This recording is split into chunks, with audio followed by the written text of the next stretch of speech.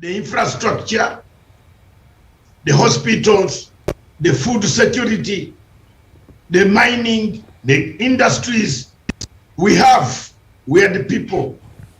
Yeah, and we have been at the forefront to make sure that we document everything that His Excellency President Uhuru Kenyatta has done in the Republic of Kenya as we come to the end of the tenure of office. Good morning, Africa. Good morning, wherever you are. I'm ready to go. Right. So, Daktari, by the way, this morning, though, we had some sad news. MP for Rabai, the Honorable William Kamonti, lost his life in a road accident on the Mombasa-Malindi Road. Maybe we can just start with saying pole to the family, Daktari. I pay my condolences to the families of those that have lost, and many others who have lost their loved ones in Kinungu. You know Kinungu up there? There was a very terrible accident this morning, isn't it? Another terrible accident there. Was it the one where he lost his life, or his life was lost in Malindi, Mombasa Road? But there were other accidents this morning. I have said and time again, that's why I no longer, I always drive towards Malaba and towards Busia and towards Kitale, Bungoma, Eldoret, because I have some transport businesses that used to come from there until the Rwanda border closed. But let me tell you, that area between Kanungu and going down, or you are coming up, people don't know how to use the road. You find a man who is coming from up in a lane where you are. So the government should do something, either break this other wall to make cars coming from this side to go one way only. Because the amount of deaths that are going to occur on that road and the killings that take place in Kenya is because of bad driving. I have told you that if I were a minister of transport in Kenya, the first thing that I would do is to cancel everybody's driving license, including yours. I hear you. I will begin with, yes, I will begin with your license. What license? Your driving license. Yes, yes. I will begin with it. I cancel it. And I take you back to school first. I hear you. I hear you. We really need to do some work on the road carnage. Now let me ask you, Daktari, because it's a political season and we have to politics. Not only road safety, the question of road safety, the question of safety, fire safety, safety in buildings, safety on roads. These things are not there in Kenya, my brother. You find people have erected buildings, kiosks in the exits. Go to all buildings in Nairobi City. That's why I don't go there. You can't invite me in one of those buildings, high-rise buildings in Kenya. If fire comes, people have erected permanent kiosks in the exit. And the kiosk is there selling, man. They are selling. And the city, the county commission, county officials are watching. If the fire works, if you go to the buildings today, of every building in this town, ask them, when did they check their fire extinguisher? I am telling you, some of those fire extinguishers don't have the liquid. It's true. Some of them don't have. It's definitely something that... I'm sure the chairman, I'm sure the chairman where you are is a very, very decent man. He has checked his fire extinguishers. Yeah, this building. This is why you need to be coming here and yes, I will be coming when now the official campaign has started. I will be coming. I will be coming to your studios. Official campaigns. IBC has announced official campaigns have started. We are running all the way to August 6th. I think those people who have been campaigning, what can we say? Have they been campaigning illegally up to this point? Or outside the law? Yes, they have been campaigning outside the law. And today, if I see any citizen of Kenya should watch Ruto's house. If Ruto takes people there to eat mchere in that house, to eat rice and pork, and rice, chicken, and other things in that house, the government, you tell your government, petition the court to close the house. But how do we separate that? Yes. Daktari, let me point out something to you. Can I tell you that? Don't interrupt me. Let me tell you, I'm the one who caused this trouble yesterday. I wrote a statement. You have seen my statement somewhere, which has been picked by newspapers. I said, when people did the Constitution of Republic of Kenya, they did not envisage that a deputy president one day could come and declare ambitions of becoming a president. They left that open, a lacuna in your constitution. You did not think about that. That's why I and Ekuro Court is a lawyer on paper, on nothing, is nothing, no lawyer at all.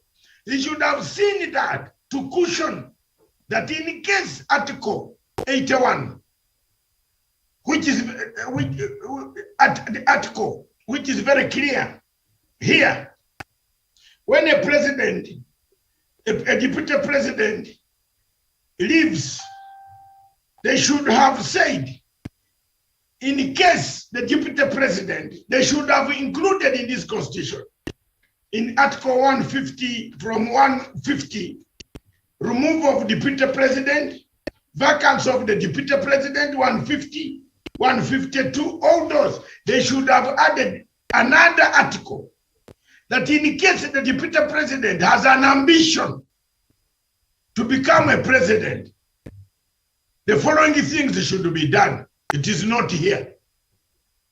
So you cannot bring rules that are not anchored in law. Listen. Now, if it is not no, which you now agree, I'm taking you on a very slippery route to do, so I might lock you up there. If it is not so, let's see where you lock us up there. I'll lock you there. If it is not so, you did not envisage it, then how will you determine that the car that is on the road is not a government car? You can remove the numbers and nobody will know. How will you determine that whatever allowances with effect from yesterday, Ruto should not draw any... Daktari. Sorry, wait, I am talking. Yeah, but okay, fine, finish. From yesterday, His Excellency Dr. William Samoei Ruto, you people from Turbo like me to address him that way. His Excellency Dr. Yeah, His Excellency Dr. But that's his name. Those are his official titles. Ruto. Please don't interrupt me. I am addressing him with full colors. You're railing this morning. But go ahead.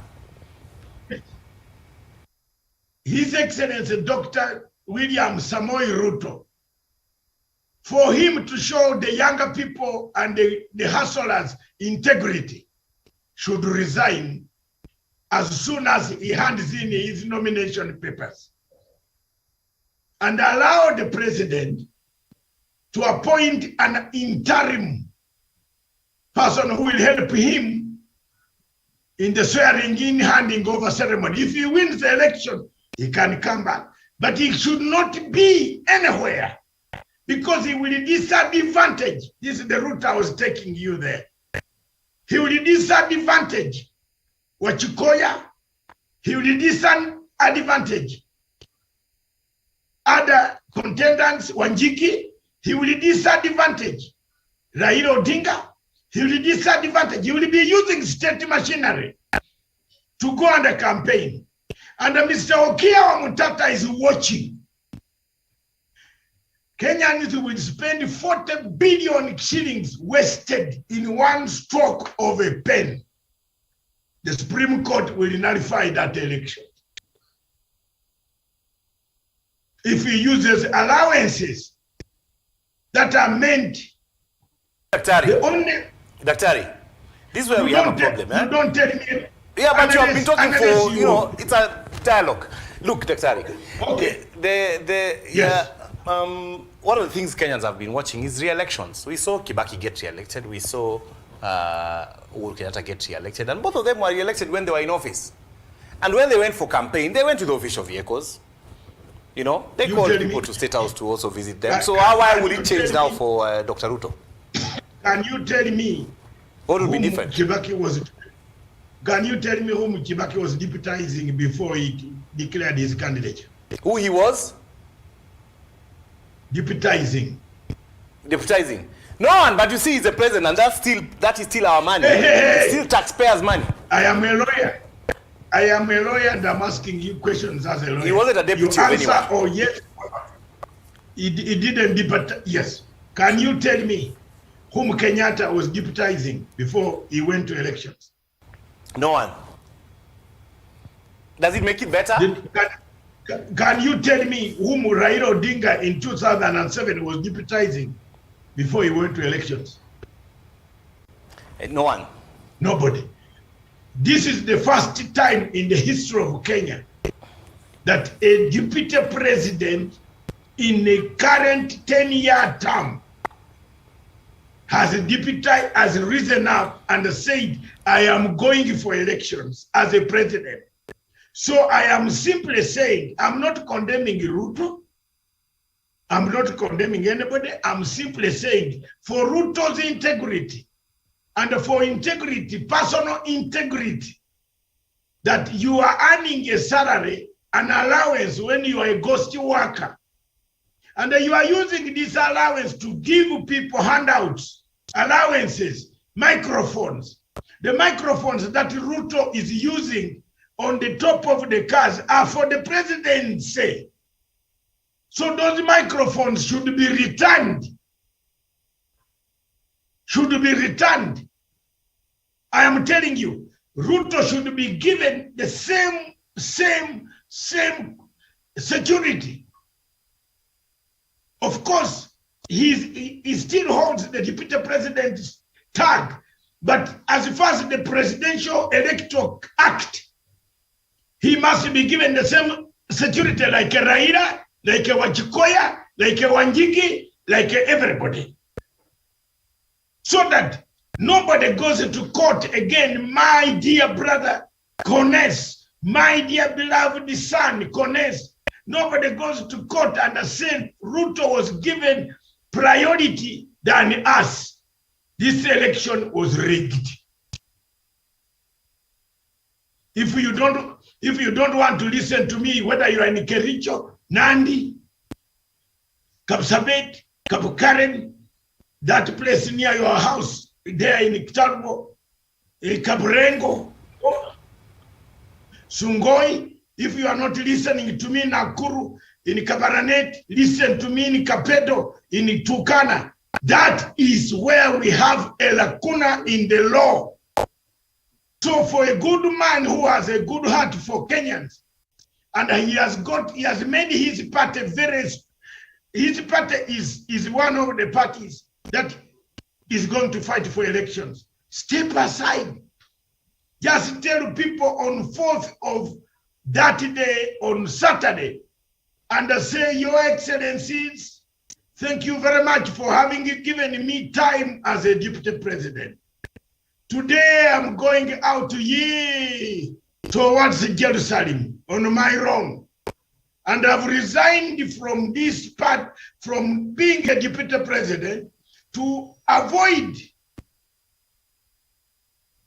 conflict of interest in my job and my election, to avoid making my party's candidature nullified. I want to remain the president flag bearer of UDA. So help me God.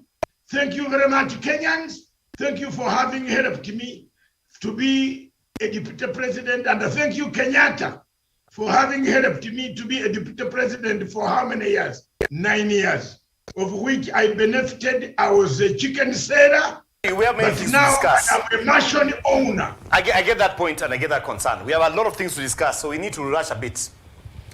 The IBC is clearing candidates for the presidency this week.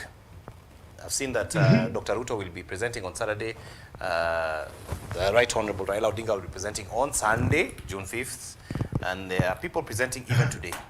Some are presented yesterday. Of course, there are some complaints here and there. I saw Mwangi Wairia making a complaint last night concerning his presentation, the fact that he's not on the ballot. And it looks like right now the rubber is meeting the road. Remember, we had almost 40-something contestants. I think there were 45, 44. And now, when it's coming to the issues of submission of papers, imekuwa kizungumkuti. Watu wameanza kuona moto. We are reducing them day by day. Tell me, what do you think about this IBC, what the IBC is currently doing as far as presidential containers are concerned? And how many do you think we will remain with by the time we finish this exercise? Daktari. How many will remain by the time to finish this exercise? The fewer, the better. The fewer they remain, the better for Kenya and better for the electorate. Because I don't know. I am one of the few people who is very worried about all this. Let people vie. Let them vie, because we have allowed everybody. Let me tell you, my brother. Why are you wasting giving the taxpayers money to screen these guys? We have already accepted. Dr. Matsanga has said 40% of the people who are vying are wash. They are criminals. What is the use of wasting little taxpayers' money to screen and wait? 2, you waste all that money, electricity, the servers, doing what, screening people who have already been allowed to come by law. The DPP said let all of them go ahead because the constitution, the law is very clear that it says until you are proven guilty when you are stopped. So it is a hard place. Everybody has come in. Everybody, you are wasting even the little money for Kenyans instead of looking for wheat. Let's use this money of the election to buy wheat. There is no election here. Because the election here, let me tell you, I think you are going to ask me the obstacles of IEBC. One of them is that they are not able to make a decision. They are changing goalposts. They are giving preferences. Look at the way they have given preferences to Kalonzo. Tomorrow, this day, that day. They have changed the goalposts without going to court, without the judges, without the court saying change. Someone will go to court and get them.